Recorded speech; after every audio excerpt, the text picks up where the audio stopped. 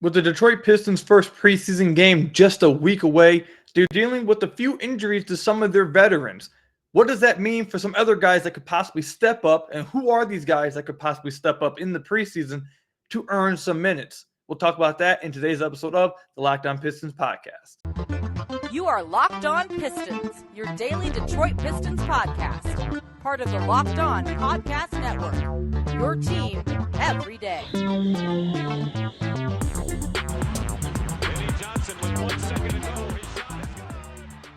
What's the deal? Welcome back to another episode of the Locked On Pistons podcast. Per usual, I'm your host, Kuka Hill. You can find me over on Twitter at Kuka Hill. I want to thank you guys for making Locked On Pistons your first listen of every single day. We are free and available on all your podcast platforms. And if you haven't already, head to the YouTube channel at Locked On Pistons. Hit that subscribe button, or you can leave a 5-star review on whatever podcast platform you are listening to this on. That's another great way to support the podcast. This should be the last podcast that you guys will get from me until the first week of October. Around then, we'll be dropping a mailbag episode. Until then, I'm going to be gone. I'm going to be in Jamaica. I'm going to be getting married. It's been a long time coming. I've been warning you guys of this time. So, yes, this will be the final episode you guys get for the next 5 or 6 days. I will not be here for the first preseason game, unfortunately. I hope you guys enjoy it. But that's why we're going to preview it a little bit in today's episode, because I won't be here for it. So, Nerlens Noel and Alec Burks are both dealing with some injuries. Nerlens Noel is going to be limited throughout training camp. He said yesterday during media day. I don't know how long he's going to be limited. I don't know how long he may be out. I don't expect season game. I don't expect him to play really in any of the preseason games if he's limited. I know he's listed as out right now in the first preseason game, so he won't be there. And I know Alec Burks is dealing with a foot injuries that apparently he said during media day that he has been dealing with for the past season and a half. He just played through it. But right now he's going to go ahead and take some time to try to heal it up, and he's going to take some time off. So those two guys are going to be gone. And I feel like both of those guys had a very good chance, at least Alec Burks. Alec Burks was definitely going to be in the rotation. But Nerlens Noel had a really good shot at being either the starter, or possibly a starter, or the main backup center. And with both of those guys out, I think that leaves some space open and some opportunities open for some guys throughout preseason. Now, again, I don't know if these injuries will last into regular season. I don't know how long they'd be even out if it did last into the regular season. But nonetheless, the preseason is there for guys like this that we're going to talk about to earn minutes, to try turn some heads, to try to force the coach's hand that they have to be played because of how well they're playing, especially when there's injuries like this ahead of them. This is their chance to seize the opportunity. And I think the main guy, there's a few guys we're going to talk about, but the main guy I feel like that has the chance to really earn the most from this is Jalen Duren. I think Jalen Duren has a really good chance here to keep Nerlens to start the season, however long he's going to be out. I know there's a few teams in the NBA that are dealing with some injuries to their big man rotation. I know the Celtics are dealing with some over there with Robert Williams. I think Nerlens Noel is going to be wanted by a few teams. I'm not saying they're going to get some good assets, but I think there's going to be some level of interest in Nerlens Noel for some contending teams that simply need a replacement center. I feel like if Jalen Duren can capitalize on this opportunity and play really well in preseason, catch lobs, finish around the rim, in the dunker spot, finish all those dunks, any drop off he gets, keep it very simple for him, set good screens, and then the defensive end, don't look completely lost, be able to protect the rim. I don't expect any rookie to be amazing defensively, but as long as he looks competent and doesn't look like he's completely lost out there, which it may very well look like he is going to be the youngest player out there.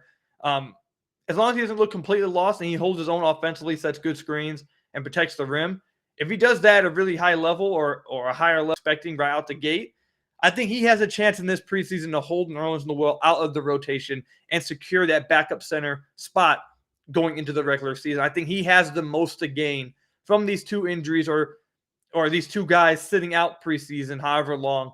I don't want to call Nerlens Noel completely injured. I know he said that he's just limited, so I don't want to use the word injured with him. He's hurt a little bit. Burks is actually injured. He's going to be out for a minute.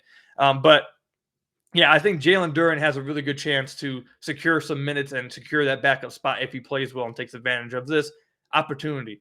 It's going to be really interesting to see. Another player I think has a chance to earn a lot of stock from this is I'm going to use two guys, but they're in like the same area. It's going to be Killian Hayes and Jaden Ivey. So we don't know what the starting lineup is yet.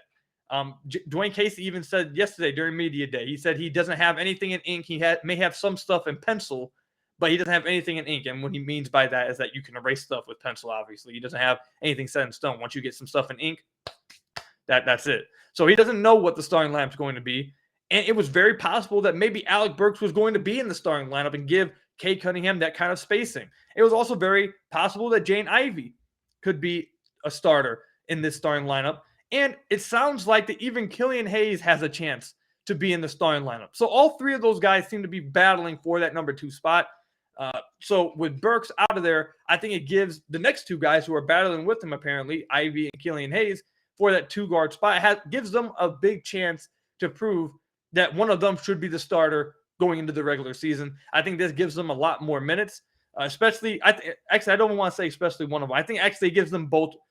I think it should give them both, I should say, more minutes at the 2-guard spot. I think Killian will get a lot of minutes at the backup point guard spot, but also I think he's going to get a lot of run at off guard, because I know that Dwayne Casey really loves running 3-guard lineups. I know Killian spent a lot of his time as well at the off guard position playing with Cade last year. So I think he's going to get a lot of those minutes.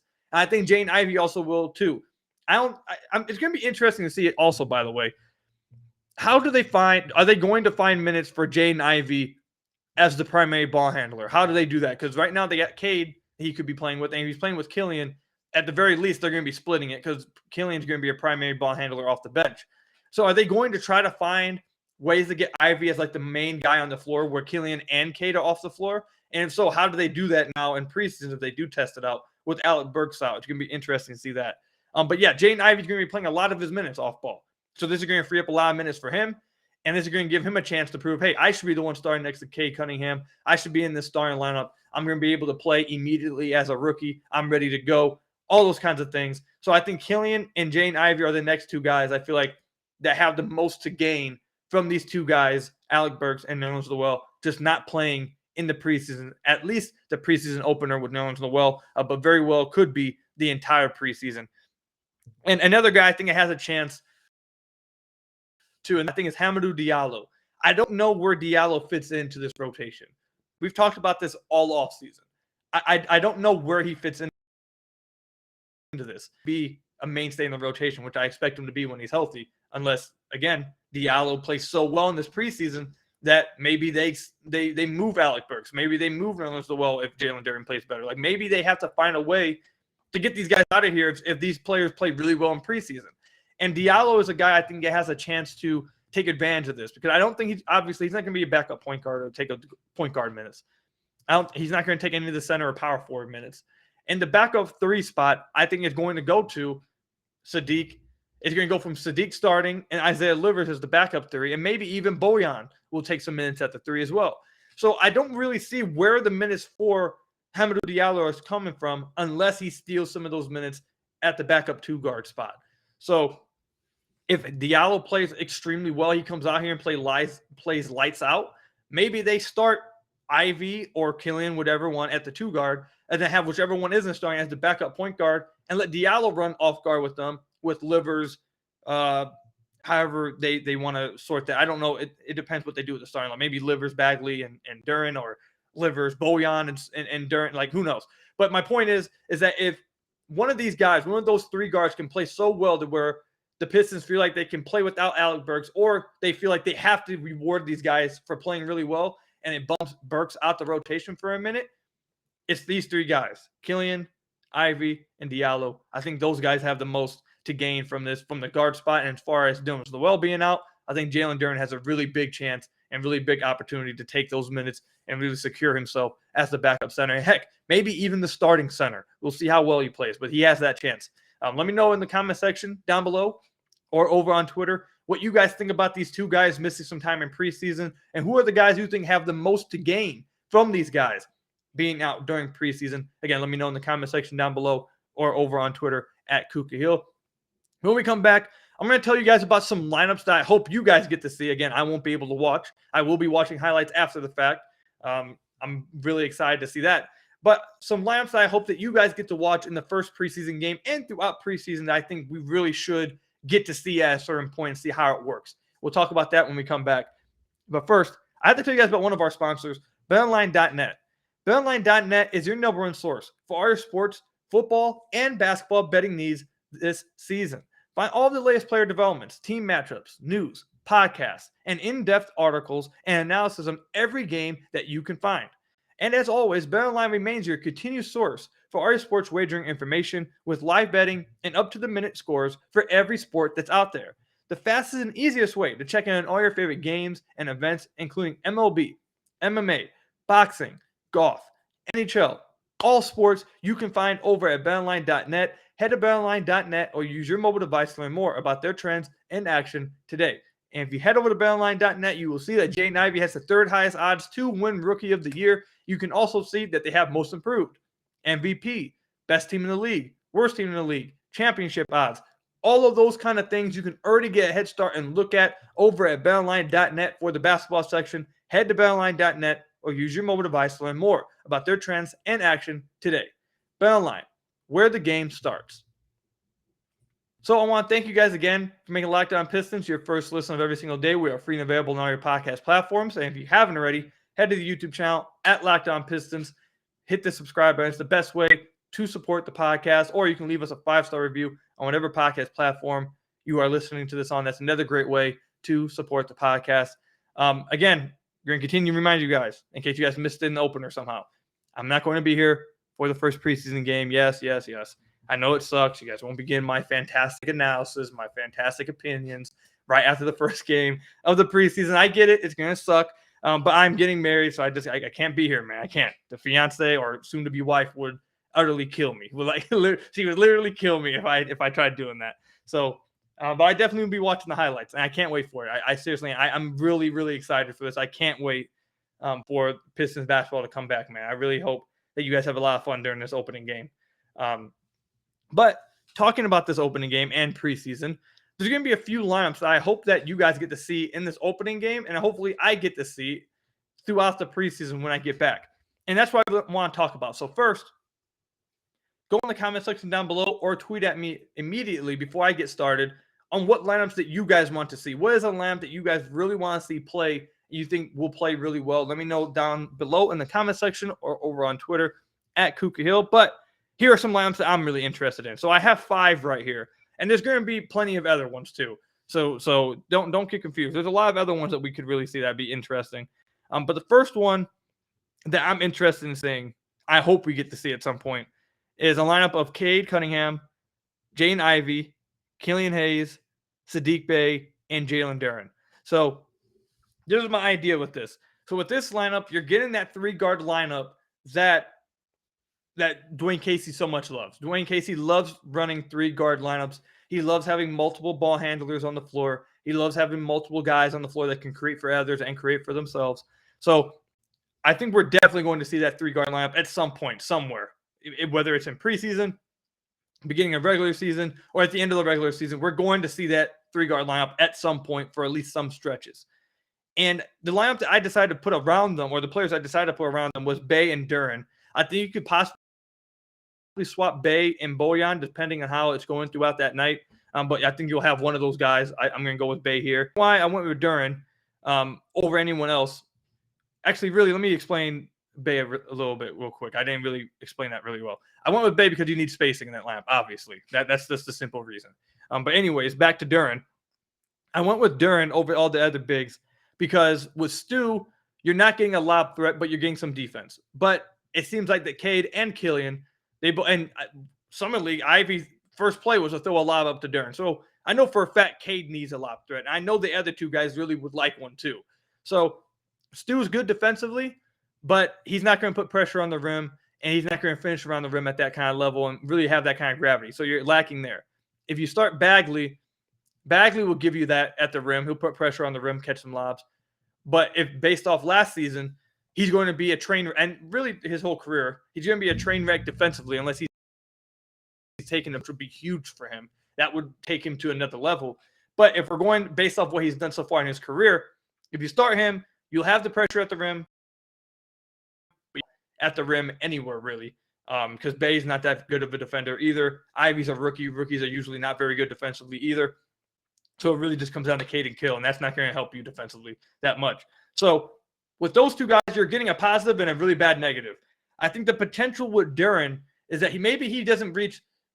This is basically why I have Duren at the idea of Duren in my head. He's not going to be as good as Stu defensively, but he should be fine defensively. And he may not be as good as Bagley out the gate at finishing around the rim and being a lob threat, but he should be a pretty damn good one, and he should be better than Stu. So, like with Bagley, you have high offense, very low defense. With Stu, you have high defense, but very low offense. With Duren, you should have a little bit of both. You should have a nice median of both here. So that's why I went with Duren over all the other guys. I feel like he gives you a balance of both things. I feel like Dwayne Casey definitely is going to have those worries about the other bigs in this line. Okay, if I put Stu out there, we're not going to have a lob threat. If I put Bagley out there, defensively, we're going to struggle. I feel like Duren is the nice answer that can give you both of those things, hopefully, if he's ready to. If he's not ready to and he's lost out there, obviously you'll have to go a different route. But I think Duren, the idea of Duren is that he's going to give you both of those things, and you don't have to worry about things just to get a big in there. So that's a lineup that I'm interested in seeing at some point in the preseason. Hopefully you guys see it in the first preseason game. The next one I'm interested in seeing is Cade, Ivy, Bay, Bojan, and Stu. I think this one has a really good chance of being the starting lineup. Again, actually, let me know in the comment section down below or over on Twitter what you guys think the starting lineup will be. But this one right here could be the starting lineup. Cade, Ivy, Bay, Bojan, and Stu. I think with this lineup, you're getting nice spacing for Bay and Bojan. Hopefully, Sadiq takes another step as an outside shooter. That would be big. Cade and Ivy as some primary ball handlers, guys who can puncture a defense and draw kickouts. Ivy's going to give you something in transition that you simply did not have last year, I think. So he gives you that kind of balance too. So I think you're getting a lot from those four guys. And with Stu, what we're hearing about Stu is that he's trying to become more of an outside shooter this year. So if Stu's able to be the same guy he was defensively, while also adding that outside shot as a legitimate threat to his offensive game, to defenses, I think this lineup gives you a lot of spacing, man. This gives you really good versatility offensively with the two ball handlers you have. You have shooting around them. Bojan can create for himself a little bit too. Like he's going to be able to do stuff like that with the ball in his hands. I know Sadiq took a little bit of a step forward last year. I don't know how much they're going to ask him to do that this year, now that they have Ivy and Cade who need the ball in their hands. But I'm sure they'll ask Bay to do some of it with the ball in his hands. So you have a lot of guys, 4 guys, I think, that have a chance to be able to get the ball in their hands and do something. Maybe not to a very high level yet, but they will be able to do something with the ball in their hands. So I think that's what you're getting with those 4. And like I said with Stu, if he gets outside shooting, gives you a lot of spacing, and Stu's going to be able to help you defensively in a lineup that's probably not going to have a lot of defense in this lineup. Stu will try to make up for what other people are lacking.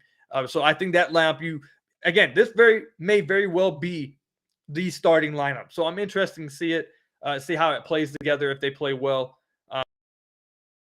It is the starting lineup. Another lineup that I'm interested in seeing, and this is assuming that, again, Burks and Noel are out for the rest of the for the entire preseason. I'm going to go with Killian, Hamidou Diallo, Isaiah Livers, Bojan, and Duren. Now, this lineup depends on I guess you could get this lineup even if some of these guys start. You could just, stagger some guys. But I'm assuming this lineup comes of play because you decide to bring Bojan off the bench and Burks gets knocked out the rotation, or Burks just isn't playing in the preseason. So you got Kill and Diallo. Kill's going to be the primary ball handler. He doesn't have to worry about anyone else trying to take the ball handling reps away from him, which I think he wants. We'll talk about that a little bit later. But I think that's good for him. He gets his lob threat and Duren that he can run pick and rolls with. I think he really likes that. And Livers and Bojan give you really good spacing, some smart players who know how to play offensively. And Bojan should be another guy who can take some of that pressure off Killian if he's having a rough night or he has a really good defender on him. He can't really break free or whatever. Bojan should be able to handle some of those responsibilities on him, take some of that pressure off of him. And then Diallo, he kind of gives that same thing that Ivy gives in the starting lineup in that last lineup. Break kind of player that you didn't have really for the majority of last season. I know Diallo played he played more as the season went on, but if he's in this lineup, he gives you that kind of transition fast break player that you won't have if you went with someone else in this lineup. So Kill is the primary ball handler. He has his laughter, endurance, spacing with Livers and Bojan. Bojan can take some of the pressure off Kill, and Diallo can really feast in fast break opportunities, transition. Heck, I think Killian would even find him on some backdoor cuts from the corner if he cut down from the corner. I really hope if they do play Diallo, I hope that they make that part of the offense when he's on the floor, where he is in the corner, kind of like OKC did with Jeremy Grant, Andre Roberson, and Diallo when they were over there. They have him in the opposite corner when they run pick and rolls, and then when they run the pick and roll, they come flying down the corner, and you can throw the lob up to him. I think that should be a big part of the offense if Diallo is going to be out there. I think they have guys who can make that pass. So that's a lineup I'm really interested in seeing. I think we will see it at a certain point. But yeah, another lineup I'm interested in seeing. And the last one is Cade, Ivy, Killian, another 3-guard lineup. And this one is going to be wonky. This one's going to be really wonky, but it's something that I think we might see. And the 2 guys I'm going to go with after them is Bagley and Stu. So Stu said yesterday during the media day that he thinks he's going to be playing a lot of 4, and he's still going to be playing a lot next to a big guy, even with the acquisition of Bojan Bogdanovic, who a lot of people think will start the 4 position for the Pistons. But if he does end up playing with another big guy a lot of the time, I think it will be Bagley. And I know Dwayne Casey loves 3-guard lineups. So would he consider putting those 3 guards with Bagley and Stu? Spacing would be terrible. I think spacing would be a heavy question mark here. Unless Killian became a really good outside shooter, Cade improves a lot, and Stu actually does take a step forward as an outside shooter.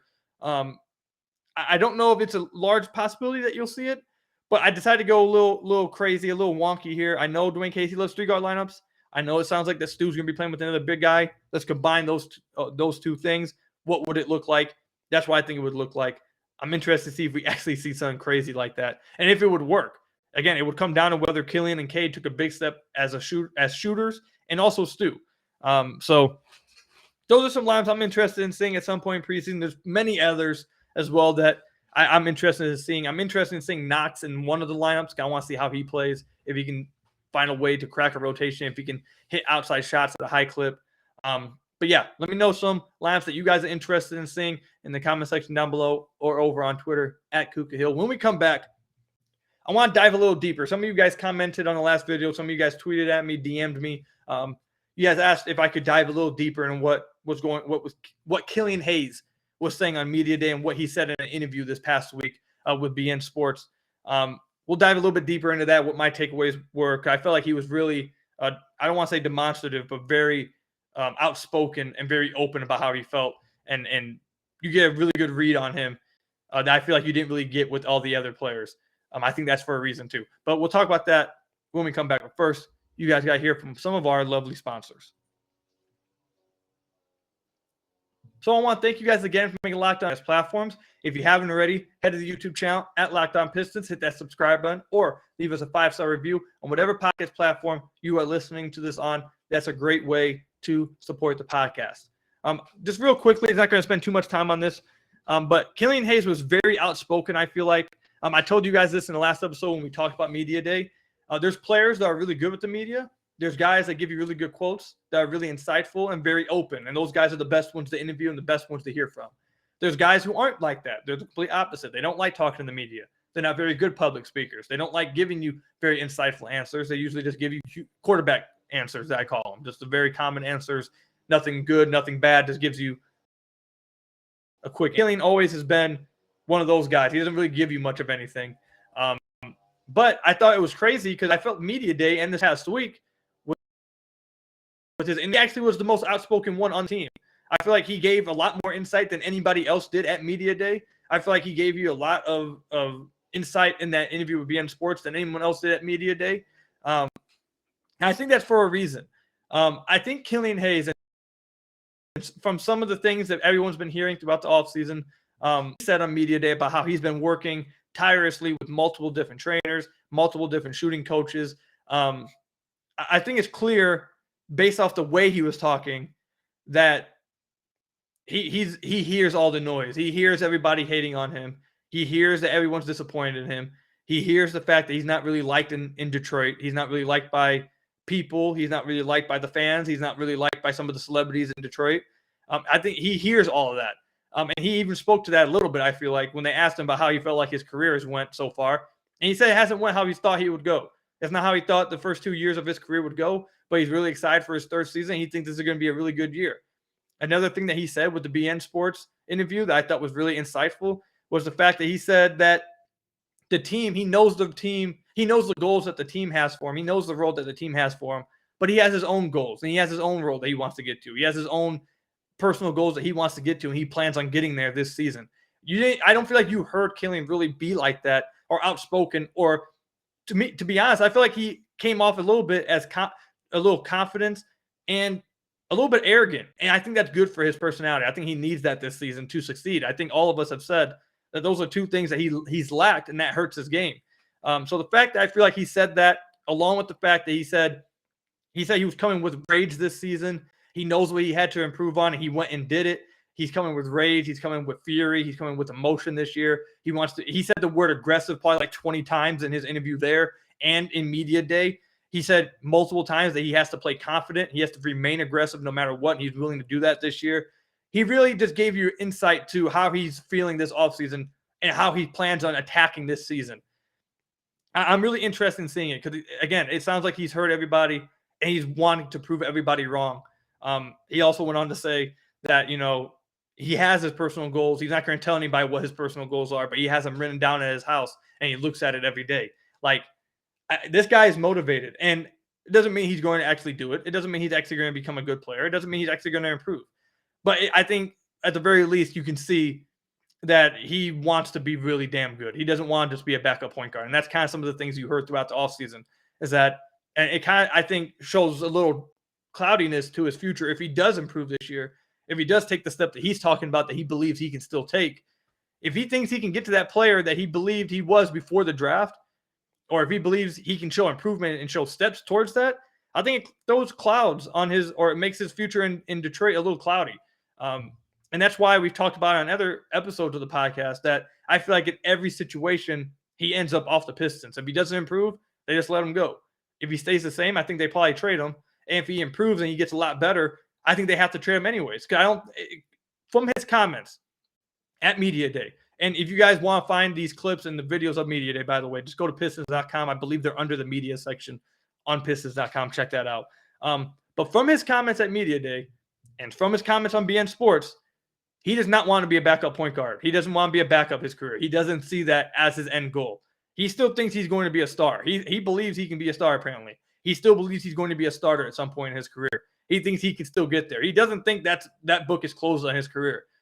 So if he ends up proving that he thinks he can be more than that, I don't think he's going to accept coming back to or signing an extension with the Pistons to be a backup. So, yeah, that's basically where I'm at based off what he said on Media Day and in that BN Sports interview. I know it's kind of crazy. For someone who's very divisive and not very well liked by a lot of Pistons fans, I feel like he was probably the most talked about player because of how outspoken he was and how insightful he was to how he was feeling, how he felt this offseason. I was the entire Media Day, I was tweeting out all the quotes from all the players, tweeting out everything that we were being told, all my takeaways from each player as they came and went. By far, the one that had the most engagement, the one you guys DM'd me the most about, not just from Twitter, but those of you guys listened to the podcast yesterday and on the YouTube section, by far the guy I had the most engagement with was Killian Hayes. Everyone was engaging with his quotes. It was crazy to me because I didn't think that Killian would get that kind of give those kind of answers before. Because like I said, he didn't really give that kind of insightful stuff beforehand. But this past week, man, I think he gave you a little insight to his personality and how he's feeling this upcoming season. So I'm really rooting for him. You guys know I'm a Killian guy.